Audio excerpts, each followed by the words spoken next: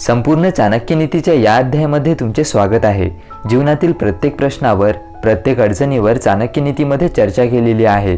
या उपदेशांचा वापर आपण आपल्या जीवनातील अडथळे पार करण्यासाठी करू शकतो। तर या व्हिडिओमध्ये आपण संपूर्ण चाणक्यनीतीचा अध्याय 13 आणि 14 बघणार आहोत। इतर अध्याय तुम्ही बघितले नसतील तर बघून घ्या, लिंक्स डिस्क्रिप्शनमध्ये दिलेल्या आहेत। चला तर मग आजचा व्हिडिओ सुरू करूया।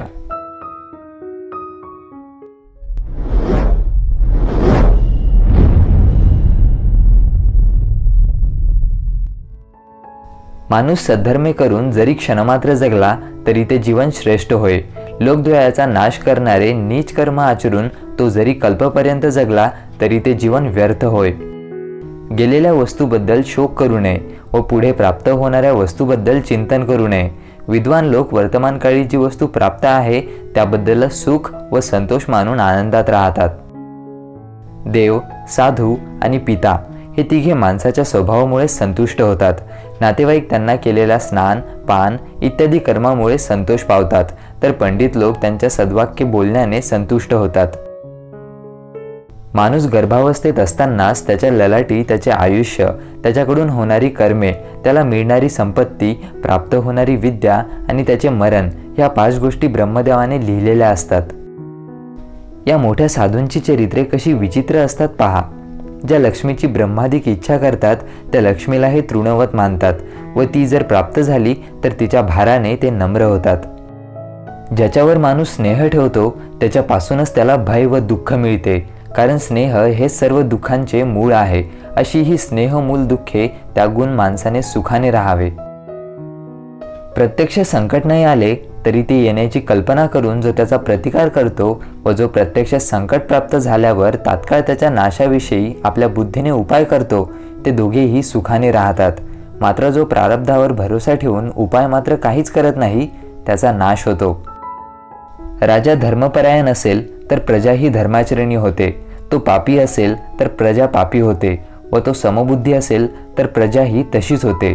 म्हणजे प्रजा राजाचे अनुकरण करते व जसा राजा असेल तशीच प्रजा होते। जो प्राणी धर्मरहित असेल तर त्याला जिवंत असतानाही मृतापरी मानावे, आणि जो सदैव धर्मयुक्त असतो तो मेल्यावरही चिरायू होतो, कारण त्याची धर्मकीर्ती असेल तोवर तो जिवंत असतो। धर्म, अर्थ, काम, मोक्ष या 4 पुरुषार्थांपैकी एकही ज्याला घडला नाही त्याचे जीवन शेळीच्या कंठस्थानासारखे निरर्थक होय। नीच लोक दुसऱ्याच्या यशरूपी अग्नीने जणू जळतात व संतापाने त्याच्या पदापर्यंत जाण्याची इच्छा करतात। असे करण्यास ते असमर्थ ठरले की त्याची निंदा करणे हाच मार्ग अनुसरतात। जे मन विषयासक्त असताना संसार बंधनास कारण होते तेच निर्विषय झाल्यावर मुक्तीही मिळवून देते। यावरून असे दिसते की मानवाच्या बंधमोक्ष प्राप्तीचे मन हेच कारण होय। ज्ञानाने देहाभिमानाचा आत्मस्वरूपी विलय झाला की मन जेथे जेथे जाईल तेथे तेथे त्याला समाधीच आहे। मनाला पाहिजे असणारे सर्व सुख कधी कोणाला प्राप्त झाले आहेत का? कधीच नाही, कारण सुख मिळणे हे देवाधीन असते व दैवी असेल तरच ते मिळते। तेव्हा माणसाने प्राप्त वस्तूत संतोष मानावा, म्हणजे त्याला निरंतर सुख मिळेल। ज्याप्रमाणे कळपात जरी हजारो गायी असल्या तरी वासरू बरोबर आपल्या आईकडे जाते, त्याप्रमाणे ज्याने जे कर्म केले असेल त्याचे फळ त्यालाच प्राप्त होते। ज्याचे कर्म योग्य नाहीत त्याला जनात अथवा वनात कोठेही सुख मिळत नाही। जनात लोकांच्या टोचणीमुळे त्रास होतो तर वनात एकटेपणामुळे दुःख होते। अशा प्रकारे सुख कोठेच मिळत नाही। जसा माणूस खनन करून भूमीतील पाणी काढतो त्याप्रमाणे शिष्य गुरूंची सेवा करून त्याच्यापाशी असलेली विद्या मिळवतो। माणसाला मिळणारे कर्मफळ हे कर्माधीन म्हणजे कर्मानुरूप असते व त्याच्या बुद्धीवरही त्यांनी अगोदर केलेल्या कर्माचे निशाण असते। तरीही जे बुद्धिमंत असतात ते जे जे कर्म करायचे ते पूर्ण विचार करूनच करतात।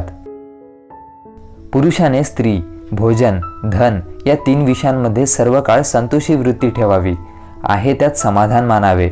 मात्र अध्ययन, तप व दान या 3 बाबतीत मात्र कधीही संतोष करू नये, आहे त्यापेक्षा जास्त करण्याचा प्रयत्न करावा। ज्या व्यक्तीने तुम्हाला आध्यात्मिक महत्त्वाचे एक अक्षर जरी शिकवले असेल त्याची पूजा करायला पाहिजे। जो अशा गुरुचा सन्मान करत नाही तो 100 वेळा कुत्र्याचा जन्म घेतो आणि शेवटी चांडाल बनतो। अचल असा मेरू पर्वत सुद्धा युगाच्या शेवटी अस्थिर होतो, तसेच सप्तसमुद्रही कल्पांताच्या वेळी विचलित होतात। परंतु साधू कधीही आपल्या आध्यात्मिक मार्गावरून विचलित होत नाहीत. अध्याय 14. या पृथ्वीवर फक्त 3 रत्ने आहेत, पाणी, अन्न आणि सुभाषिते. मूर्ख लोक मात्र दगडाच्या तुकड्यांना रत्न असे म्हणतात. आपला अपराध हा एक वृक्ष असून त्या झाडाची दारिद्र्य, रोग, दुःखे, बंधने आणि संकटे ही फळे आहेत. ती माणसाला याच देहात प्राप्त होतात. धन, मित्र, स्त्री तसेच राज्य ही सर्व नष्ट झाल्यास पुन्हा प्राप्त होतात, पण सर्व पुरुषार्थाचे साधन म्हणजे आपले शरीर जर आपण गमावले तर ते मात्र पुन्हा प्राप्त होत नाही. पुष्कळ प्राण्यांचे ऐक्य झाले तर त्यांचा समूह शत्रूला हरवण्यास समर्थ होतो. जसा पावसाच्या धारांना धारण करणाऱ्या मेघाचे निवारण गवताकडूनही केले जाते. पाण्यावर तेल, दुष्ट व्यक्तीला सांगितलेले रहस्य, लायक व्यक्तीला केलेले दान आणि बुद्धिमान व्यक्तीला शिकवलेले शास्त्राचे ज्ञान आपल्या स्वभावामुळे विस्तार पावतात. धर्मतत्व उपदेशाच्या व्याख्यानासमयी व स्मशानामध्ये रोग्यास जी सद्बुद्धी प्राप्त होते ती जर सर्व काळ तशीच राहिली तर भवबंधनातून कोण मुक्त होणार नाही. अनुचित कर्मानंतर त्या माणसाला पश्चाताप झाल्यावर बुद्धी जशी निर्मळ होते तशी ती जर पूर्वीच झाली तर कोणाचे कल्याण होणार नाही. महादानी माणसाच्या दानाविषयी, मोठे तप करणाऱ्याच्या तपाविषयी, शूरवीराच्या पराक्रमाविषयी, ज्ञानीपुरुषाच्या ज्ञानाविषयी, नम्र माणसाच्या नम्रतेविषयी व नीतिमान माणसाच्या नीतिमत्तेबाबत विस्मय वाटण्याचे कारण नाही. कारण ही वसुंधरा, ही पृथ्वी अशा पुष्कळ रत्नांनी भरलेली आहे. जी व्यक्ती प्रेमाने आपले चिंतन करते ती व्यक्ती दूर असली तरी जवळच आहे असे समजावे. मात्र जी व्यक्ती कधीही आपले चिंतन करत नाही ती व्यक्ती जवळ असूनही दूरच असते असे समजावे. जर आपल्याला एखाद्याकडून काही मिळवायचे असेल तर त्याच्याशी नेहमी प्रिय बोलावे, चांगले बोलावे.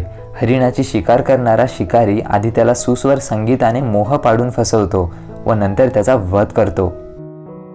राजा, अग्नी, गुरु व स्त्रिया यांच्या अतिसमीप राहिले तर नाश ओढवण्याची शक्यता असते व फार दूर राहिले तर आपले भले करण्याची संधी आपल्याला मिळत नाही. त्यामुळे त्यांची मध्यमार्गाने सेवा करावी म्हणजे ते फलप्रद होतात. अग्नी, पाणी, स्त्रिया, मूर्ख, साप आणि राजे ह्या 6 जणांशी सावधान राहून वागावे. यांच्या संपर्कात आल्याने हे आपल्याला एका झटक्यात मृत्यूपर्यंत पोहोचवू शकतात. गुणसंपन्न असणारा तसेच धर्माने वागणारा माणूसच खरा जगतो, म्हणजे अल्पायू झाला तरी कीर्तिरूपाने जिवंत राहतो. या उलट गुणहीन व धर्महीन माणूस त्याच्या जगण्याला प्रयोजन नसल्याने जिवंत असून सुद्धा मृत समजला जातो. हे पुरुषा, तुला जर आपल्या एकाच कर्माने सर्व जगाला वश करायचे असेल तर प्रथम दशेंद्रिये व शब्द इत्यादी पंचविषयांच्या पुढे जाणारे जे मन आहे त्याचे निवारण कर. मन ताब्यात ठेव म्हणजे सर्व जग वश होईल.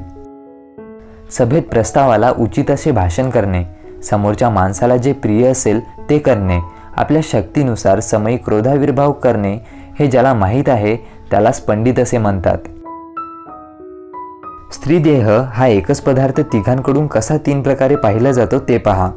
योग्यांकडून शवरूप, कामीजनांकडून कामिनी रूप तर कुत्र्यांकडून मांसपिंड रूपाने. म्हणजे एक वस्तू अनेक भेद रूपे अनुभवास येण्यासाठी पाहणाऱ्याची बुद्धीच कारणीभूत असते. आपल्याला सिद्ध असलेले औषध तसेच धर्म, आपल्या घरातील कमीपणा आणि मैथून, कच्चे अन्न खाण्यात आले असेल तर, तसेच काही निंद्य गोष्ट ऐकली असेल तर शहाण्या माणसांनी ती 4 चौघात उघडी करू नये. जोपर्यंत सर्व लोकांना आनंद देणारा आवाज प्राप्त होत नाही तोपर्यंत कोकिळ पक्षी मौन राहतात. त्याप्रमाणेच एखादे कार्य पूर्ण होत नाही तोपर्यंत शहाण्याने त्याबद्दल लोकात सांगू नये. अगोदर प्रसिद्धी करून नंतर कार्यसिद्धी झाली नाही तर त्याची मजाक उडवली जाते. धर्म, धन, धान्य, गुरुवचन आणि औषध या 5 वस्तूंचे योग्य प्रकारे जतन करावे, अन्यथा त्याचे कल्याण होणार नाही.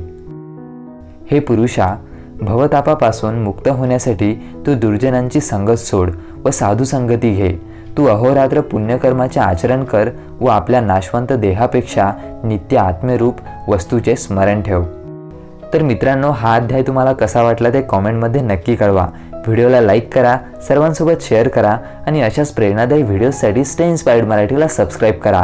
Stay motivated, stay inspired.